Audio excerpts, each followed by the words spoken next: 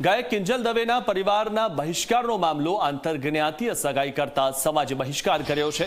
બહિષ્કારના એલાન બાદ કિંજલ દવે મૌન તોડ્યું છે। બહિષ્કાર કરનારા અસામાજિક તત્વો છે તેવું નિવેદન કિંજલ દવે આપ્યું છે। દીકરીની પ્રગતિ નથી જોઈ શકતા તેવું નિવેદન પણ કિંજલ દવે આપ્યું। 5 પરગણા ઔદિત્ય બ્રહ્મ સમાજે કર્યો છે બહિષ્કાર। મહત્વનું છે કે તાજેતરમાં લોકપ્રિય સિંગર કિંજલ દવે લાંબા સમયના ડેટિંગ પાર્ટનર ધ્રુવિન શાહ જોડે સગાઈ કરી લીધી છે અને આ સગાઈના ફોટો અને વિડીયો સોશિયલ મીડિયા મારફતે સામે આવ્યા ત્યારે તેની જાણ લોકોને થઈ હતી અને જે બાદ આ ઘટના બાદ આંતરજ્ઞાતીય લગ્નના મુદ્દે 5 પરગણા ઔદિત્ય બ્રહ્મ સમાજ લાલઘૂમ થયો અને કિંજલ દવે અને તેના પરિવારની બહિષ્કારની જાહેરાત કરાઈ છે। ત્યારે સમાજના બહિષ્કાર મુદ્દે આખરે કિંજલ દવેએ મૌન તોડ્યું છે।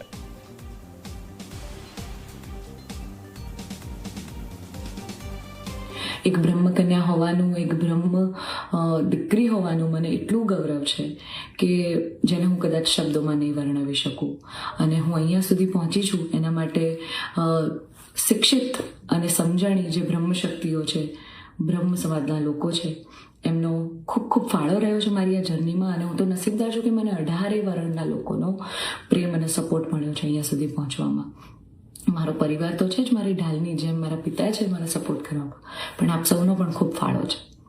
પરંતુ કહેવાતા સભ્ય અને મોડર્ન સમાજમાં જ્યારે અમુક 2-4 અસામાજિક તત્વો છે જે લોકો અત્યારે પણ દીકરીઓ માટેના રૂલ્સ અને રેગ્યુલેશન નક્કી કરશે કે દીકરીઓનું લિમિટ ક્યાં સુધી હોવી જોઈએ, દીકરીઓને ફ્લાય કરવા માટે પાંખો મળી છે, એને વીંજવાની અને એને કાપવાની વાતો છે। આ બધી દીકરીઓ અત્યારે તેજસ જેવી પ્લેનો ઉડાઈ રહી છે, યુદ્ધ કરી રહી છે, રણ મેદાનમાં છે, સંસદમાં છે, વિજ્ઞાન અને ટેકનોલોજીમાં છે। હમણાં ઓપરેશન સિંદૂર જે થયું એમાં 2 દીકરીઓએ લીડ લઈને આપણને પૂરા દેશને ગૌરવ અપાવ્યું હતું। ત્યારે શું 2-4 આવા અસામાજિક તત્વો નક્કી કરશે કે એક દીકરીનો લાઈફ પાર્ટનર ચૂઝ કરવાનો શું એને હક નથી? એટલે હું તમામ બ્રહ્મ શક્તિઓ, સમજણી અને શિક્ષિત જે લોકો છે, બાકીના લોકોના મગજમાં નહીં ઉતરે કદાચ આ વાત, પણ જે લોકો શિક્ષિત છે, સમજુ છે, એ લોકોને નમ્ર વિનંતી કરું છું કે આવા 2-4 જે અસામાજિક તત્વો છે ને કે જે દીકરીઓની પાંખોને કાપવાની વાતો કરી રહ્યા છે, પ્લીઝ એને સમાજમાંથી દૂર કરો, નકર આપણો સમાજ ક્યાંયનો નહીં રહે। તો ગાયક કિંજલ દવે સગાઈના ફોટો અને વિડીયો વાયરલ કરતા જ જે સમાજ છે તે લાલઘૂમ થયો છે। 5 પરગણા ઔદિત્ય બ્રહ્મ સમાજ આ ફોટો અને વિડીયો જોઈને ત્યારબાદ લાલઘૂમ થયો અને કિંજલ દવે અને તેના પરિવારના બહિષ્કારની જાહેરાત કરાઈ। ત્યારે સમાજના બહિષ્કાર મુદ્દે કિંજલ દવે મૌન તોડ્યું અને કિંજલ દવે કીધું છે કે આ રીતે જે બહિષ્કાર કરનારા જે લોકો છે તેમના બાબતે તેમણે નિવેદન આપ્યું છે।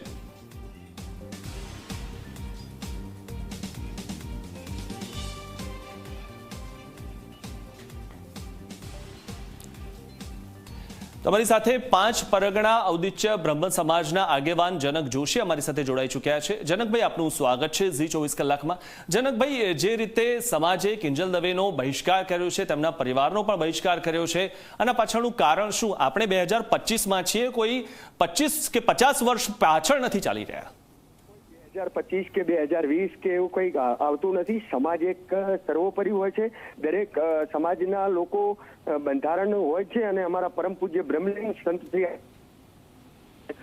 જે એમના દ્વારા બંધારણ બનાવેલું હતું અને બંધારણમાં એવું નથી કે કિંજલબેન કોઈ અમારા પર્સનલ દુશ્મન નથી કે કોઈ સમાજના કોઈ પર્સનલ દુશ્મન નથી। સમાજમાં આવા ન્યાય થતા આવ્યા છે સાહેબ, અને આ સમાજમાં કોઈ પહેલો વહેલો ન્યાય નથી અને કિંજલબેન એક પ્રતિષ્ઠિત વ્યક્તિ છે અને પ્રતિષ્ઠિત જે અમારી ધર્મ વિરુદ્ધનો જે પોતે સમાજ બારે દીકરી આપી અને એમના પરિવારનો બહિષ્કાર કરવામાં આવે છે, સમાજ દ્વારા કરવામાં આવે છે। એમને કોઈ ઝઘડો કરવા કે કોઈ ગાળાગાળી કરવા કોઈ ગયું નથી। કિંજલબેનને કોઈ ઝઘડા, કોઈ ધાક ધમકી નથી આપી, એટલે કોઈ આવી રીતનું નથી। સમાજ દરેક માટે સર્વોપરી હોય છે। ઠાકોર સમાજનું બંધારણ હોય છે, પટેલ સમાજનું બંધારણ હોય છે। સમાજમાં દીકરી આપી ભલે ચાલે, ચાહે યુપીનો હોય, ચાલે ગુજરાતનો હોય કે ગમે પર સમાજ, પણ પર સમાજમાં દીકરી આપી અમારા સમાજ માટે ગંભીર ગુનો છે। જી જી જનકભાઈ, જે રીતે કિંજલ દવેનું જે નિવેદન સામે આવ્યું છે તેમણે એવું કીધું કે બહિષ્કાર કરનારા જે 4-5 લોકો છે તે અસામાજિક તત્વો છે તેવું તેમણે કીધું, તો આમાં તમારા સમાજમાં અસામાજિક તત્વો કોણ? પહેલા તો એમને રજૂ કરવું પડે કે અસામાજિક તત્વો જે કોર્ટ દ્વારા બાયોકોટ કરવામાં આવેલા હોય, જેમને તડીપાર કરવામાં આવેલા, એ સામાજિક તત્વો પહેલા એમની હલકી માનસિકતા કિંજલબેનની દેખાઈ રહી છે કે આ એક વ્યક્તિ દ્વારા નથી કરવામાં આવ્યું. આ શિહોરી આનંદવાડી ખાતે 5 પ્રગણા બ્રહ્મ સમાજનું સંમેલન યોજાયું હતું અને સંમેલન દ્વારા 5 પ્રગણા દ્વારા નિર્ણય લેવામાં આવ્યો છે, કોઈ એક વ્યક્તિ દ્વારા, અને કિંજલબેનને ટાર્ગેટ બનાવીને આ નિર્ણય લેવામાં નથી આવ્યો. જી જનકભાઈ, એટલે મહત્વની વાત એ છે કે બ્રહ્મ સમાજ દ્વારા એવું નક્કી કરવામાં આવ્યું છે કે કોઈ પણ દીકરી હોય કે દીકરો હોય તેણે લવ મેરેજ ન કરવું જોઈએ. અમારે સર સમાજનું બંધારણ છે, સમાજના બંધારણમાં સમાજમાં જે દીકરી આપે છે એનો કોઈ વાંધો નથી. સમાજ બાર ગોળ બાર આપે છે, 5 પ્રગણા બ્રહ્મ સમાજની બારે આપે છે તો કઈ વાંધો નથી. ગુજરાત બ્રાહ્મણને દીકરી આપે છે તો કોઈ વાંધો નથી. પણ બીજી સમાજમાં જ્યારે અન્ય સમાજમાં લગ્ન થાય ત્યારે આવા પ્રતિષ્ઠિત વ્યક્તિઓ જો બીજી સમાજમાં જ્ઞાતિમાં લગ્ન કરશે તો બીજી પણ સમાજની દીકરીઓ એમના રવાડે ચડી અને પૈસા વાળાને માન અને મહત્વ આપશે. એટલે સમાજમાં કઈ પૈસા અને હોદ્દાથી કઈ થતું નથી. સમાજ એક માને બાપ છે, સમાજ હાથીનો પગ છે. જી જી જી, આભાર જનકભાઈ અમારી સાથે જોડાવા બદલ.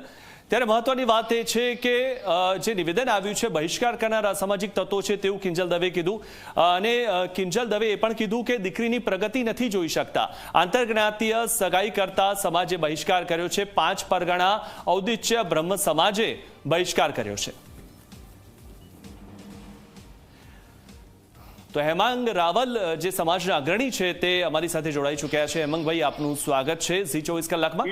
હેમાંગભાઈ, સૌથી મહત્વની વાત એ છે કે 5 પરગણા ઔદિત્ય બ્રહ્મ સમાજે બહિષ્કાર કર્યો છે કિંજલ દવે અને તેમના પરિવારનો, એવું કેમ?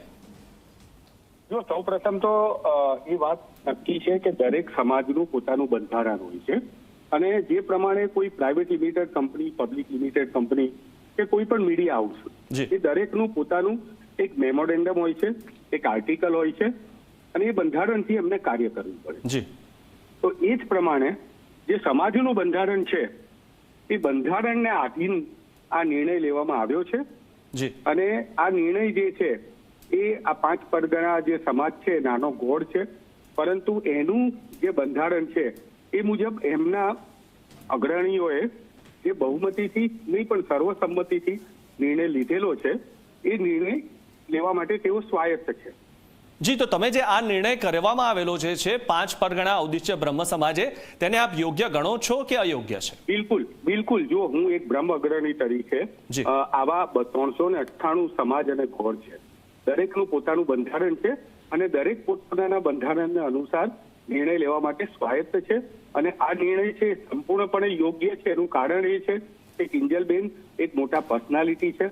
એ આવા પ્રકારના નિર્ણયો લે તો સમાજની અન્ય દીકરીઓ ઉપર, અન્ય કુટુંબો ઉપર પણ ખોટી એક પ્રકારની માનસિકતા હાવી થઈ જાય.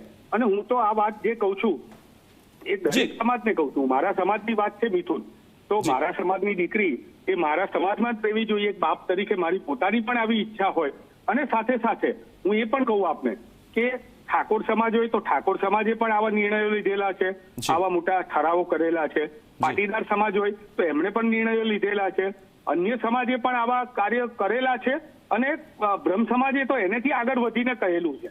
અમે જયારે સંત સંમેલન હતું અને કર્મકાંડી બ્રાહ્મણોનું સંમેલન હતું ત્યારે નક્કી કર્યું હતું કે કોઈ પણ સમાજની દીકરી એ અન્ય સમાજમાં પરણતી હોય તો મા બાપની સંમતિ વિના અમે એમના લગ્ન પણ કર્મકાંડી બ્રાહ્મણો નહીં કરાવે. કારણ કે અમારું સમાજ પ્રત્યેનું દાયિત્વ છે. અને જયારે અમે આવા નિર્ણયો લેતા હોય ત્યારે અમારા સમાજની અંદર થયેલી કોઈ પણ વાત હોય એ વાતને પણ અમારે સ્વીકારી જ નહીં, કારણ કે એ નિર્ણય લેવા માટે અમારા ઘટક સંઘો સ્વાયત્ત હોય છે. જી જી, મહત્વની વાત એ છે કે આ 21મી સદીમાં આ પ્રકારના નિર્ણયો યોગ્ય છે, કારણ કે મહત્વની વાત એ છે કે હાલમાં જે વિશ્વ છે ઘણું બધું આગળ જઈ રહ્યું છે, ત્યારે આ પ્રકારના નિર્ણયો જે પહેલાના 25-50 વર્ષો પહેલા લેવાતા હતા તે અત્યારે 21મી સદીમાં પણ યોગ્ય છે. અરે ભાઈ, બ્રહ્મ સમાજ તો એટલો બધો આધુનિક છે. સત્યનારાયણની કથા તમને અમે લાઈવ કરાવીએ છીએ. અમેરિકા બેસીને ઝૂમ મીટિંગ થી સત્યનારાયણની કથા કરાવીએ છીએ. અમે આધુનિક છીએ, પણ આધુનિક એટલા બધા પણ અમે નથી કે જે સમાજની દીકરીઓ જે છે એ અન્ય સમાજમાં જતી રહે અને અમે ચૂપ બેસીએ. હું તમને એક વાત કરું, અમે કિંજલબેને અત્યાર સુધી ગીતો ગાયા, અત્યાર સુધી કિંજલબેને ડિસ્કોના ગીતો ગાયા, દાંડિયાના ગીતો ગાયા, એમણે રેપ સોંગ ગાયા, એમણે માતાજીની ભક્તિ પણ કરી હશે. એ કોઈ પણ પ્રકારના કપડાં પહેરીને સ્ટેજ ઉપર જતા હોય, કોઈ જગ્યાએ સમાજનો વિરોધ જોયો? સમાજનો વિરોધ એમની પાંખો અમે આપી હતી, અમે કાપી નથી, પરંતુ એવું કે છે કે મારી પાંખો કાપવામાં આવે